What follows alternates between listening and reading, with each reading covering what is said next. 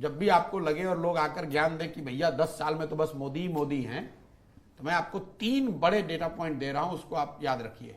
जनवरी 2015 से लेकर जून 2016 तक 12 और 6 18 महीने तक इसी भाजपा, यही मोदी, यही अमित शाह, यही संघ, यही गवर्नमेंट, सारे प्रयास के बावजूद उनको कोई सफलता इलेक्टोरल नहीं मिली। असम एक एक्सेप्शन हुआ मई 2015 में।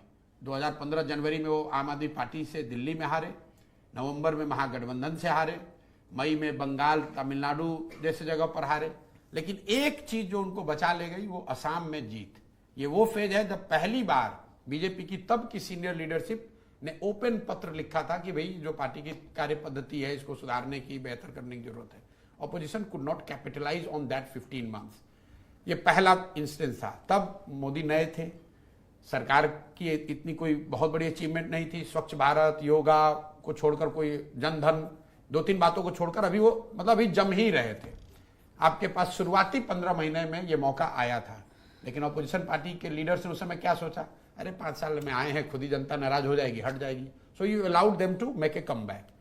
Then came the second phase, June 2017 से लेकर दिसंबर 2018 तक, फिर 18 महीना पोस्ट डीमोनेटाइजेशन।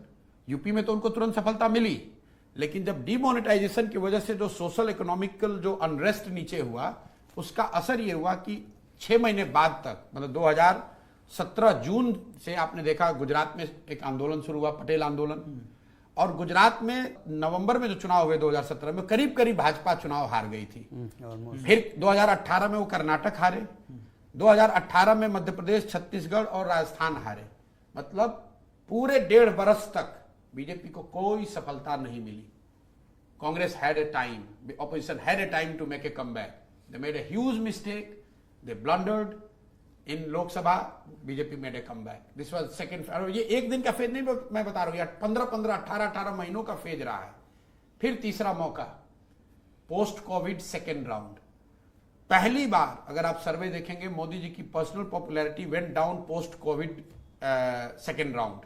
पूरे देश में हाहाकार मचा है। पहली बार जो middle class, urban middle class है, जो मोदी जी का एक तरह से अंधभक्त रहा है पिछले कुछ सालों में, उसका वो विश्वास हिला।